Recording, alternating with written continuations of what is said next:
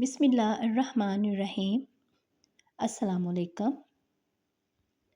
آج کی دنیا میں لوگ دولت کے غرور میں، طاقت کے نشے میں اور اختیار کی تمنا میں حد سے گزر جاتے ہیں۔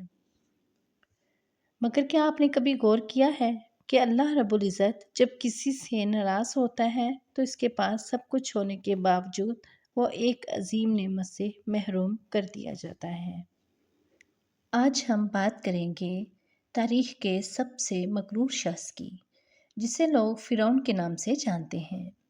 اس کے پاس سب کچھ تھا، لیکن ایک کمی تھی، اولاد کی کمی۔ آج کی ویڈیو میں ہم جانیں گے کہ فرعون کی اولاد کیوں نہیں ہوئی، کیا یہ محض قدرتی معاملہ تھا یا اللہ کی طرف سے سزا؟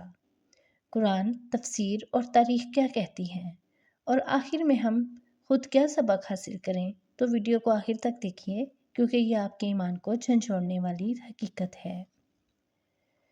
فرعون صرف ایک نام نہیں بلکہ مصر کے بادشاہوں کا لقب تھا۔ کئی فرعون گزرے، مگر جو فرعون حضرت موسیٰ کے وقت تھا وہ سب سے زیادہ ظالم، متکبر اور سرکش تھا۔ وہ اپنے آپ کو خدا کہلواتا تھا، میں تمہارا رب، سب سے بڑا رب ہوں۔ اس کی سلطنت دریائے نیل کے کنارے تھی، اس کے محل سونے سے آراستہ تھے، اس کے پاس لاکھوں غلام، سپاہی، خزانوں کے انبار، مگر ایک چیز اس کے پاس نہیں تھی، اور وہ تھی اولاد۔ قرآن پاک میں اللہ تعالیٰ نے فرعون کا ذکر کئی مرتبہ کیا، مگر آپ کو حیرت ہوگی کہ قرآن میں کبھی بھی فرعون کی اپنی اولاد کا کوئی تذکرہ نہیں۔ البتہ ایک بہت دلچسپ بات یہ ہے کہ جب حضرت موسیٰ علیہ السلام کو دریا میں بہا دیا گیا تو فرعون کی بیوی حضرت آسیہ نے کہا، ترجمہ: یہ بچہ میری اور تمہاری آنکھوں کی ٹھنڈک ہے، اسے قتل نہ کرو۔ یہاں سے واضح ہوتا ہے کہ حضرت موسیٰ کو وہ بیٹا بنا کر پالنا چاہتے تھے۔ اگر ان کے اپنے بچے ہوتے تو وہ باہر سے بچہ لا کر کیوں پالتے؟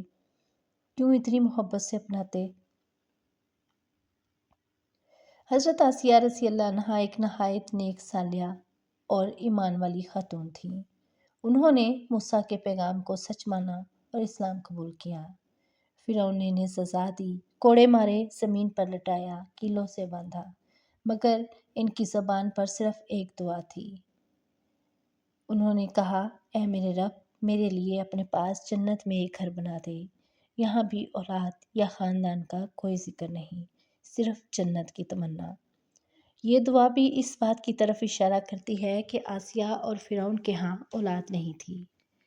یہ صرف بانجھ پن نہیں بلکہ رب کی حکمت تھی۔ مختلف علماء اور مفسرین اس بارے میں کیا کہتے ہیں، آئیے نظر ڈالتے ہیں۔ ابن کثیر رحمۃ اللہ فرماتے ہیں کہ فرعون بانجھ تھا، اس کی نسل نہ چل سکی۔ کچھ روایات کے مطابق فرعون کے بچے بچپن میں مر جاتے تھے، جو اللہ کی طرف سے عذاب تھا۔ بعض کہتے ہیں کہ اللہ نے اس سے نسل کا دروازہ بند کر دیا تاکہ اس کے زوال کا آغاز اسی گھر سے ہو جہاں حضرت موسیٰ علیہ السلام پرورش پائی۔ بعض مورخین کا کہنا ہے کہ تاریخ میں اس مخصوص فرعون کی کوئی تصدیق شدہ اولاد کا تذکرہ نہیں۔ غور کیجئے، انسان کے پاس اگر سب کچھ ہو مگر اولاد نہ ہو تو زندگی کتنی ادھوری محسوس ہوتی ہے۔ وہ فرعون جو لاکھوں غلاموں کا مالک تھا، جو خدا بن بیٹھا تھا، مگر جب اللہ نے اس سے اولاد جیسی نعمت چھین لی تو وہ حضرت موسیٰ جیسے دشمن کو بیٹا بنا کر پالنے پر مجبور ہو گیا۔ یہ کیسی تدبیر ہے، یہ کیسا نظام ہے؟ یہ اللہ کی سب سے بڑی تدبیر تھی۔ آج ہم بھی فخر کرتے ہیں اپنے مال پر، اپنی جائیداد پر، اپنی اولاد پر، اپنی طاقت پر۔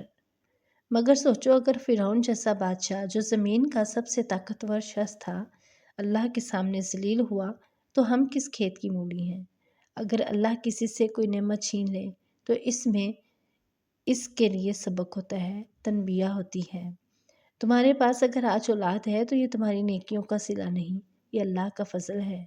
اگر اولاد نہیں تو صبر کرو، ہو سکتا ہے یہ آزمائش ہو، لیکن اگر کسی کے پاس سب کچھ ہو اور وہ رب کو جھٹلا رہا ہو تو سمجھ لو وہ راستہ فرعون والا ہے۔